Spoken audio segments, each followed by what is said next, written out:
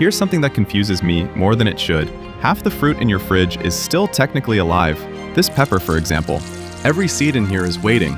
Give one water and 25 degrees and it wakes up. And the first thing it builds is a root. Straight down, feeling around in the dark.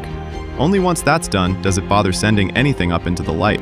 From here on, the plant is on its own. It has to make everything else itself.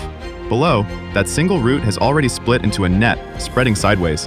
A pepper doesn't want depth. It wants surface area. And it spends that surface area on more leaves. And even more leaves.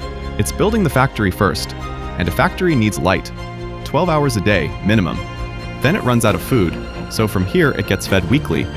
2 months in, 0 peppers. Then, right in the center, something tiny shows up. Buds. Small, white, and pointing straight at the ground.